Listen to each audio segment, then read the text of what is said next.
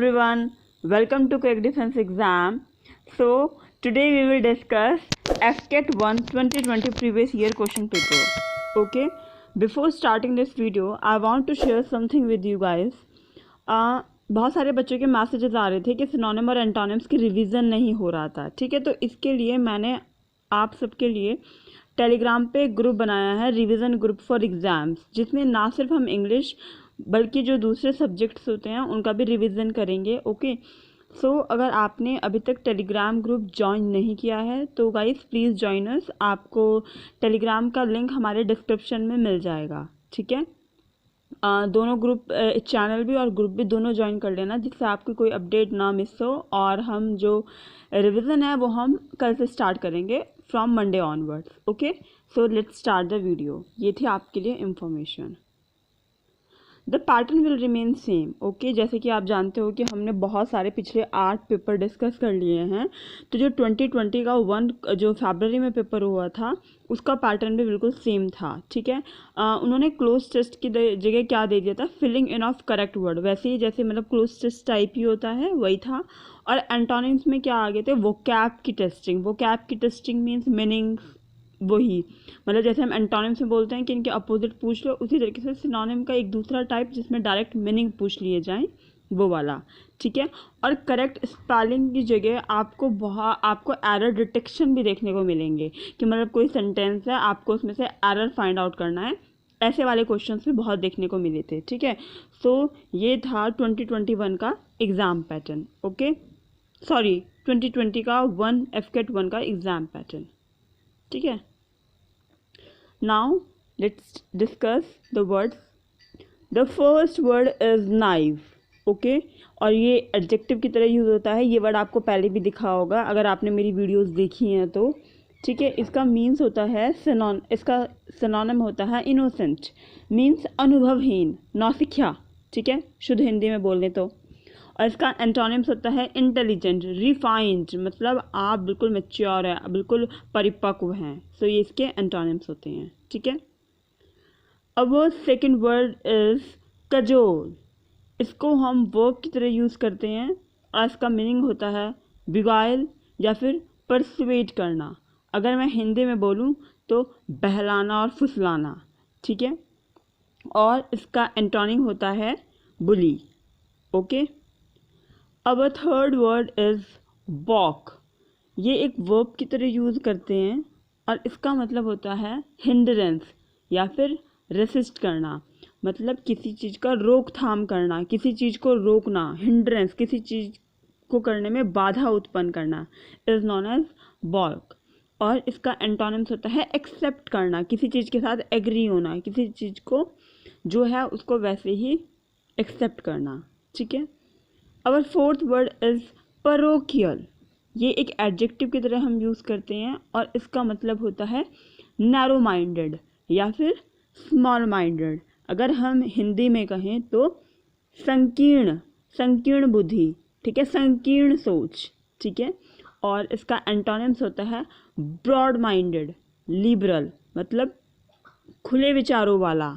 ठीक है, सो ये इसका एंटोनिम हो गया। अवर फिफ्थ वर्ड इज स्पॉरेडिक। ठीक है, स्पॉरेडिक एडजेक्टिव होता है, इसका मतलब होता है छिटपुट, मतलब इरेगुलर या फिर इनफ्रीक्वेंट।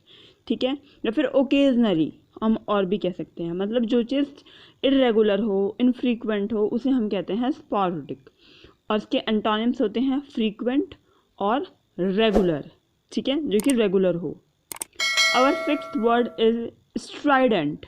ठीक है, स्ट्राइडेंट को भी हम एडजेक्टिव की तरह यूज़ करते हैं और इसका मीन्स होते हैं कठोर आवाज़। ठीक है, या फिर ध्वनि, कठोर ध्वनि, कर्कश आवाज़। आपने मेरे लास्ट वीडियो में ये देखा होगा, लास्ट वीडियो में एक वर्ड पूछा गया था राउकस। ठीक है, और वहाँ पे उसके सिनोनिम और एंटोनिम्स पूछे गए थे, लेकिन इसमें क्या करा है, इसमें स्ट्राइडेंट पूछ लिया है और उसके सिनोनिम और एंटोनिम्स पूछा है। तो राउकस, लाउड, ये सिनोनिम हो गए, एंड सॉफ्ट एंड डलसेट, पीसफुल, ये इसके एंटोनिम्स हो गए। ठीक है, so these 6 synonyms and antonyms were asked in the FCAT 1 2020 exam. Okay, Now let's move on to our next slide.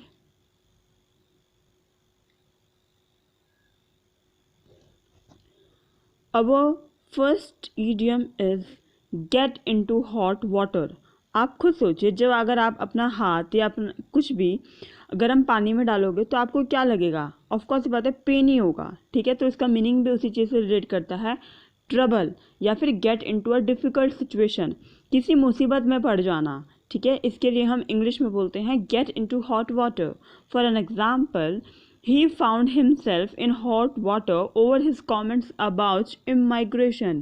मतलब उसके जो कमेंट्स थे इमाइग्रेशन के बारे में, वो कमेंट्स देके वो डिफ़िकल्ट सिचुएशन में आ गया, ट्रबल सिचुएशन में आ गया। जैसे आपने देखा होगा आजकल सोशल मीडिया में कोई भी कमेंट्स देके आप डिफ़िकल्ट ट्रबल सिचुएशन में भी आ सकते हो। इसी वजह से बोलते हैं आपको अपने कमेंट्स सोच समझ के करने चाहिए। Okay, our second word is between the devil and the deep C.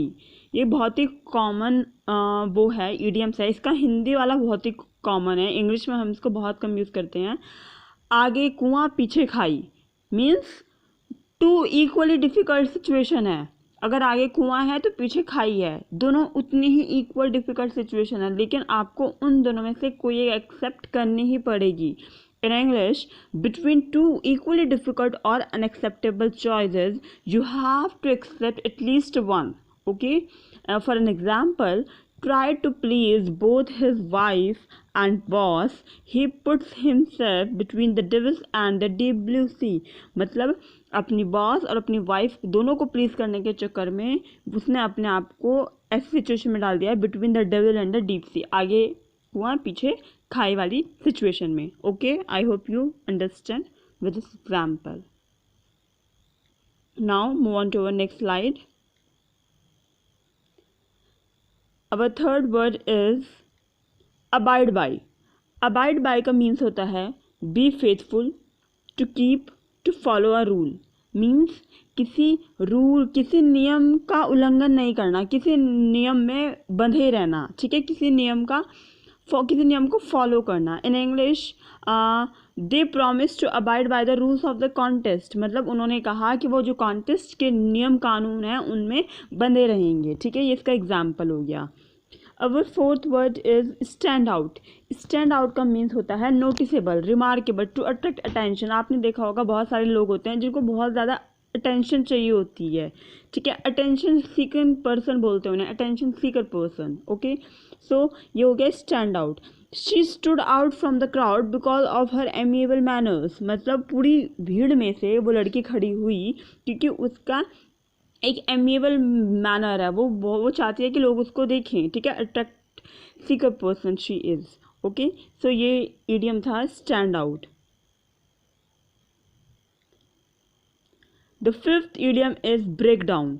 Break down का मतलब होता है इमोशनली कोलैप्स या फिर स्टॉप फंक्शनिंग। अगर हम बोलते हैं कि कोई मशीन फंक्शन उसका स्टॉप हो गया है तो हम भी बोलते हैं ब्रेक डाउन हो गया, ठीक है।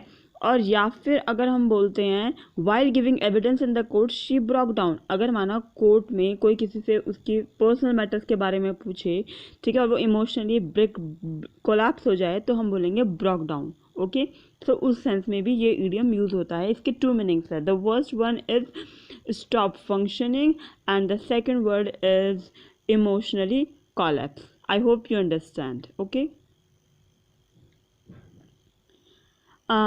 नाउ जैसे कि मैंने आपको कहा इसमें करेक्ट स्पेलिंग की बजाय ना एरर पूछे गए थे और वो 5 टाइप्स के एरर थे, ठीक है। तो मैं आपको बताना चाहती हूँ उनमें से 3 टाइप तो ये रहे, ठीक है, और जो बाकी के 2 टाइप्स थे वो भी बहुत ज़्यादा ही इजी थे।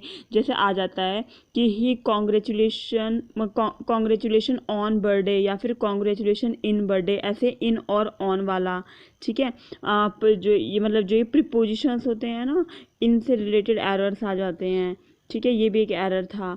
और क्या कहते हैं, आपने सुना होगा हमारे क्या कहते हैं छोटे छोटे फ्रेजेस होते हैं, मतलब जिन्हें हम बोलते हैं फ्रेजेस। जैसे हो गया, जैसे पीछे था एक अबाइड बाय, ब्रेक डाउन, ठीक है, पुट अवे, ठीक है। ऐसे करके फ्रेजेस होते हैं जो कि इनमें से ही एरर आ जाता है, ठीक है। एक एरर था कंजक्शन से, ठीक है, कंजक्शन से एक एरर था, आपने देखा होगा ऑल दो, ठीक है, या फिर दो, ठीक है। इनके बाद क्या होता है, जब पूरा सेंटेंस कंप्लीट होने के बाद एक कॉमा लगता है, और जब कॉमा के बाद क्या कहते हैं, हमेशा जो वर्ड स्टार्ट होता है वो येट से स्टार्ट होता है। ठीक है, as you know very well कि ऑल्दो और दो येट को फॉलो करते हैं। ठीक है, तो एक तो ये वाला था। ओके, एक ये था कि जो मच होता है वो अनकाउंटेबल के साथ लगता है, where is the many is used for countable nouns. ठीक है, एक करके ऐसा था कि ये वाला आपके साथ एरर पूछा हुआ था। And the third one is tense. When we talk about tense ना, तो make sure that you don't get confuse between the past perfect, present perfect और future perfect. Generally what happens, we guys are very well aware of about the indefinite part. Okay, that is the present indefinite, future indefinite, and about past indefinite. But when we come on the third part, that is the perfect or continuous part, we get confused because we are not clear with our concepts. Okay, so make sure कि आपका जो perfect और continuous वाले parts हो ना, वो आपके बहुत ज़्यादा क्लियर होने चाहिए, आपके कॉन्सेप्ट बहुत ज़्यादा क्लियर होने चाहिए टेंसेज में से। ठीक है, ज़्यादा टिपिकल भी नहीं, बट इजी ही पूछा जाता है। Okay, so that's it guys, these are the topics जो आपसे पूछे गए थे एफकेट 1 2020 में। ईडियम, सिनोनिम एंड टर्म्स वैसे ही थे, ईडियम सेम वैसे ही था, और करेक्ट स्पेलिंग की जगह आपसे एरर पूछे गए थे। ओके, सो अब हमारा रहता है एफकेट 2 2020 का पेपर, जो मैं आपके लिए कल लेकर आऊँगी। इसी के साथ हमारे 10 प्रीवियस ईयर पेपर्स ऑफ एफकेट कंप्लीट हो जाएगा। ओके, और रिवीजन के लिए आप टेलीग्राम ग्रुप ज्वाइन कर लीजिएगा। इसके बाद मैं रीजनिंग और जीके पोर्शन स्टार्ट करेंगे। ठीक है, so guys, that's it for this video. Thanks for watching and do subscribe my channel and don't forget to hit the notification bell. Bye bye, never give up.